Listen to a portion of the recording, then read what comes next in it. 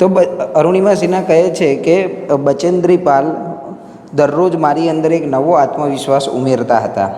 પછી અરુણિમા સિન્હા આગળ કહે છે, બચેન્દ્રી પાલે એમને કહ્યું હતું કે Arunima, you are far better than others. Arunima, તું બીજા બધા કરતાં ઘણી ચડિયાતી છે. These people seem to be suffering from handicap. Suffering એટલે પીડાવું, અને સીમ ટુ બી એટલે જાણે કે પીડાવું. સફરિંગ એટલે પીડાવું, અને હેન્ડીકેપ એટલે અપંગતા. તો બચેન્દ્રી પાલ અરુણિમા સિન્હાને કહે છે કે અરુણિમા સિન્હા, એવું લાગે છે કે આ લોકો અપંગતાથી પીડાય છે. નોટ યુ, તું નહીં. આઈ એમ પ્રાઉડ ઓફ યુ, મને તારા ઉપર ગર્વ છે. But before Everest expedition you will have to prove your self. પરંતુ એવરેસ્ટનું આરોહણ કરીએ એ પહેલાં તારે તારી જાતને સાબિત કરવાની છે. એક્સપિડિશન એટલે પર્વતારોહણ, અને પ્રૂવ એટલે સાબિત કરવું. If you climb 21,798 feet high Chamser Kangri in Ladakh, you will be on your way to Everest. Bachendri Pal Arunima સિન્હાને કહે છે કે જો તું લડાખમાં 21,798 ફૂટ ઊંચા ચામસર કાંગડી પર્વત પર ચડી જઈશ તો તું એવરેસ્ટ પર તું હોઈશ જ. એટલે અહીંયા એને એક ટાસ્ક આપે છે, ટાર્ગેટ આપે છે કે if you climb 21,798 feet high Chamser Kangri કરીને સ્થળનું નામ છે, લડાખની અંદર આવેલો એક પર્વતની ચોટી શિખર છે, ત્યાં સુધી પહેલાં પહોંચવાનું છે. જો ત્યાં સુધી તું પહોંચીશ તો you will be on your way to Everest, તો તું શિખર ઉપર હોઈશ જ. આઈ સક્સેસફુલી કમ્પ્લીટેડ દેટ એક્સપિડિશન. મેં તે સફળતાપૂર્વક એ પ્રવાસને પૂરો કર્યો. સક્સેસફુલી એટલે સફળતાપૂર્વક, અને કમ્પ્લીટેડ એટલે પૂરું કરવું. એક્સપિડિશન એટલે પ્રવાસ અથવા પર્વતારોહણ. By the time we reach the base camp situated at 18,000 feet, 16 of 19 members of the team had retired. પછી અરુણિમા સિન્હા કહે છે કે અમે જ્યારે 18,000 ફૂટની ઊંચાઈએ આવેલા બેઝ કેમ્પ પર પહોંચ્યા ત્યાં સુધીમાં તો 19માંથી 16 સભ્યો નિવૃત્ત થઈ ગયા હતા, રિટાયર થઈ ગયા હતા. રિટાયર એટલે નિવૃત્ત થવું. Bachendri Pal greeted me at the base camp મેરી શેરની. બચેન્દ્રી પાલે બેઝ કેમ્પમાં મારું અભિવાદન કર્યું. અહીંયા ગ્રીટેડ શબ્દ છે, ગ્રીટેડનું ગુજરાતી થાય અભિવાદન કરવું. અભિવાદન કર્યું અને એને કહ્યું મેરી શેરની. She said and took me in her warm embrace. તેમણે મને મેરી શેરની કહ્યું અને ઉમળકાભેર ભેટી પડ્યા. વામ એટલે ઉષ્માભર્યું, ઉમળકાભેર, અને એમ્બ્રાસ એટલે ભેટવું. In the evening Bachendri Pal announce that I was finally ready for Everest. અને સાંજના સમયે બચેન્દ્રી પાલે જાહેરાત કરી, અનાઉન્સ્ડ એટલે જાહેરાત કરી કે હું હવે પર્વતારોહણ માટે તૈયાર હતી. She also assured me that she would talk to the officials at Tata Steel for sponsoring my Everest dream. તેણીએ મને ખાતરી આપી હતી કે તે મારા એવરેસ્ટના સપનાને સાકાર કરવા પુરસ્કર્તા બનવા માટે ટાટા સ્ટીલના અધિકારીઓ સાથે વાત કરશે. અશ્યોર્ડ એટલે ખાતરી આપી, અને સ્પોન્સરિંગ એટલે પુરસ્કર્તા બનવું. એનો જે એવરેસ્ટ ચડવાનો જે કોઈ પણ ખર્ચ થાય એ દરેક ખર્ચ એ ટાટા સ્ટીલ પોતે ઉપાડશે, એવી એને ખાતરી પણ આપવામાં આવી હતી. હવે જોઈએ સીન 4. સીન 4ની અંદર અરુણિમા સિન્હા શું કહે છે એના વિશે માહિતી મેળવીએ. I arrived at Everest Base Camp on 11th April 2013. અરાઇવ્ડ એટલે આવી પહોંચવું. હું એપ્રિલ 11, 2013ના રોજ એવરેસ્ટ બેઝ કેમ્પ પર આવી પહોંચી. Near about 2 years had passed since was thrown out of the moving train. ચાલતી ટ્રેનમાંથી બહાર ફેંકાઈ જવાને બરાબર 2 વર્ષ થઈ ચૂક્યા હતા. At the camp, nobody seemed to know that I had an artificial leg. કેમ્પની અંદર કોઈને ખબર ન હતી કે મારો એક પગ કૃત્રિમ છે. કેમ્પની અંદર કોઈને ખબર જ નથી કે મારો એક પગ કૃત્રિમ છે. આર્ટિફિશિયલ એટલે થાય કૃત્રિમ. One day while returning, my left leg got wet with snow because I had slipped a couple of times on the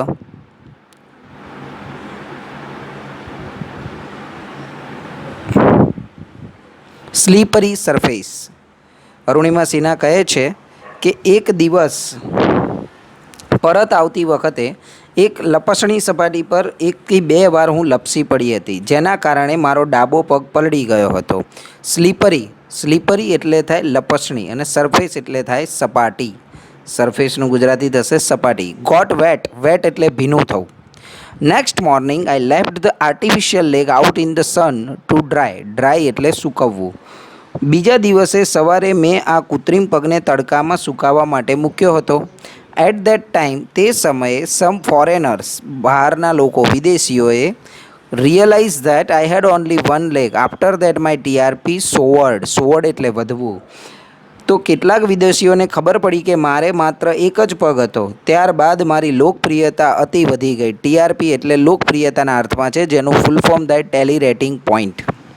તો અહીંયા અરુણિમા સિન્હા કહે છે કે જ્યાં સુધી એ બેઝ કેમ્પમાં હતી, એક દિવસ એનો ડાબો પગ ભીનો થઈ ગયો અને એને સૂકવવા મૂક્યો હતો, એટલે બધાને ખબર પડી કે આને તો એક જ પગ છે. ત્યાં સુધી તો કોઈને ખબર જ નહોતી.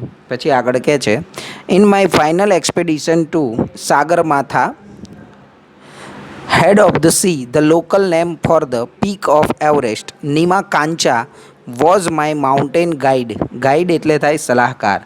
સાગરમાથા જેનું લોકલ નામ થાય છે દરિયાનો દેવ, એવરેસ્ટ શિખર માટેનું ત્યાંનું સ્થાનિક નામ છે. હેડ ઓફ ધ સી એટલે દરિયાનો દેવ ના મારા અંતિમ ચઢાણમાં નીમા-કાંચા મારો પર્વતીય માર્ગદર્શક હતો, સલાહકાર હતો. ગાઈડ એટલે થાય સલાહકાર. એક્સપેડિશન એટલે થાય ચઢાણ. પીક ઓફ ધ એવરેસ્ટ એટલે શિખરની ટોચ. He was a nice and helpful Nepalese man who used to scold me at the time when upset. તે ખૂબ જ સારો અને મદદ કરતા નેપાળી હતો. જો કે તે ખીજાય તો ક્યારેક મને વઢતો પણ હતો. અપસેટ એટલે ખીજાવું. સ્કોલ્ડ એટલે ધમકાવવું. The last trek to the peak of the Everest began. હવે પર્વતા ચઢાણની છેલ્લી ટોચ સુધી જવાનો શરૂ થઈ ગયું હતું. એવરેસ્ટ શિખરની અંતિમ કેડી, અંતિમ રસ્તો હવે શરૂ થઈ ગયો હતો.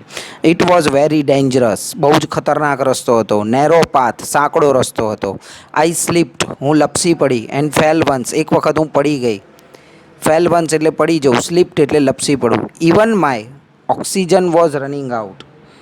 હવે તો મારો ઓક્સિજન પણ પતવાનો શરૂ થઈ ગયો હતો, ખતમ થઈ રહ્યો હતો.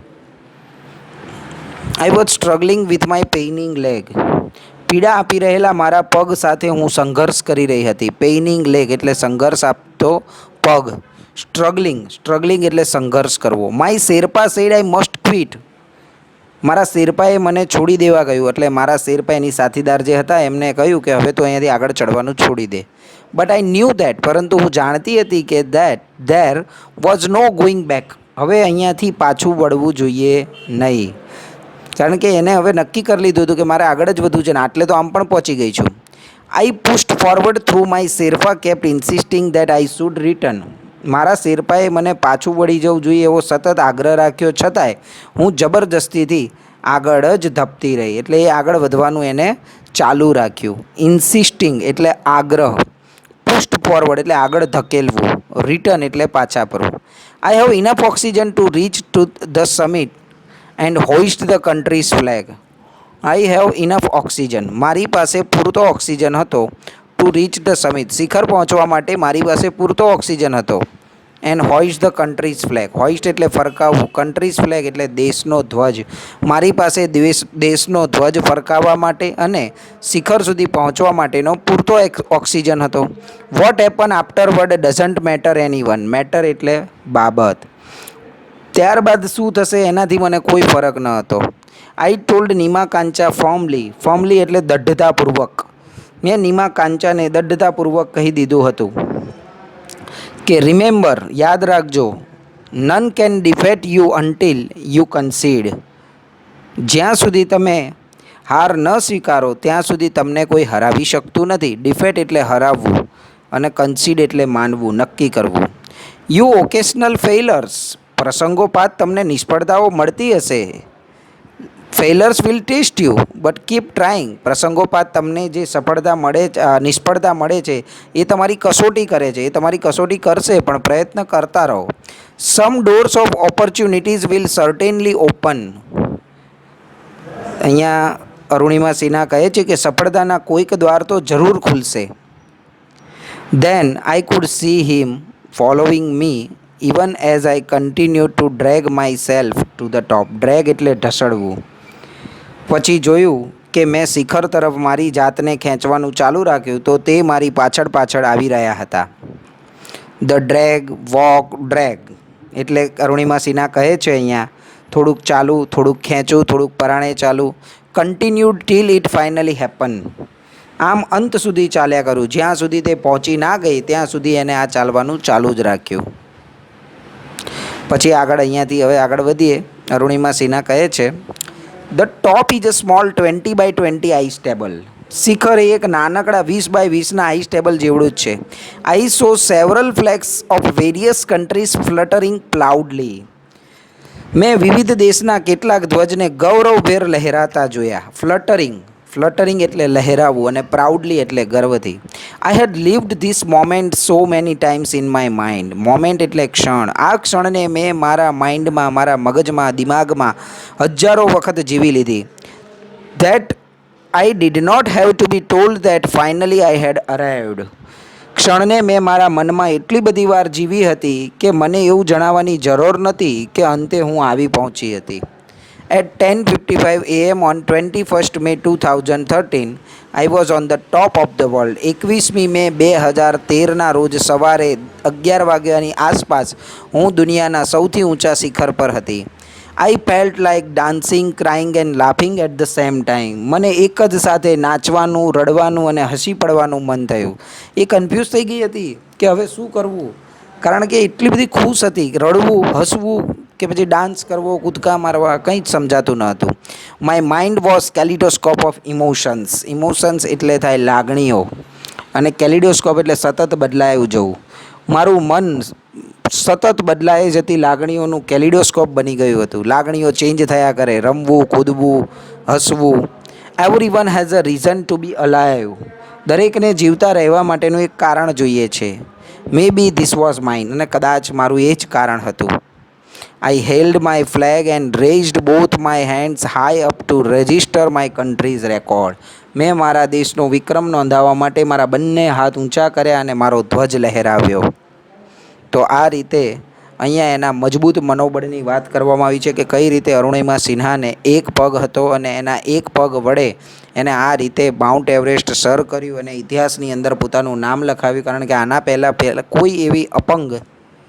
કોઈ પણ એવા અપંગ સ્ત્રી નથી કે જેને આવી રીતે માઉન્ટ એવરેસ્ટ સર કર્યું હોય, જેથી એમના નામે એ રેકોર્ડ નોંધાવવામાં આવ્યો હતો.